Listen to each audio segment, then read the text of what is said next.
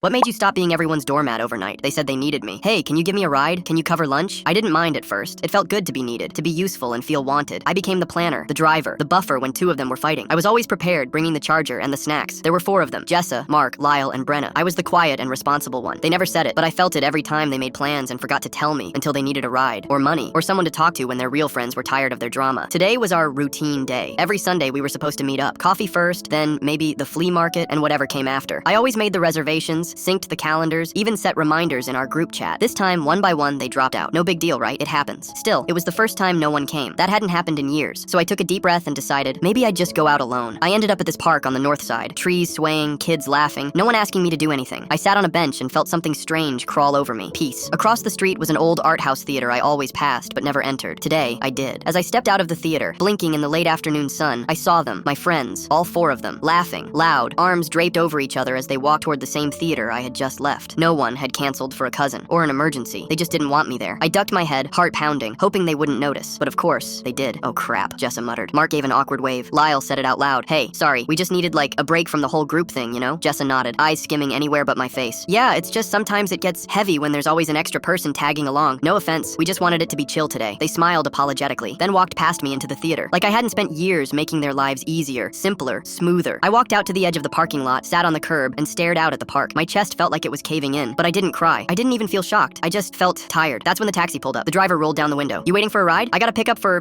Lyle? I blinked. Lyle. Of course. I used to be the one to schedule all their rides when buses weren't running. They relied on me to keep their lives from falling apart. I smiled at the driver. Oh, I think we canceled the ride. Sorry they didn't let you know. The driver sighed. Figures. All right, thanks for telling me. As the taxi rolled off, I walked down the block to a little ice cream shop with a window facing the theater. Got myself a double scoop of mint chip and took a seat. 5 minutes later, the movie let out. I watched them exit the theater, laughing until the confusion set in. Lyle pulled out his phone, checking the app. Jessa called someone. Mark started pacing. Brenna's hands were flailing as she argued with someone on speaker. They yelled about not having a ride. They were freaking out, accusing each other of messing up on placing the order on time, on who was supposed to be in charge of these things. Each one mentioned it couldn't have been their fault. They were never put in charge of it before. That's because it was always me. I just sat there and enjoyed my ice cream and the view. It was the best I'd ever had.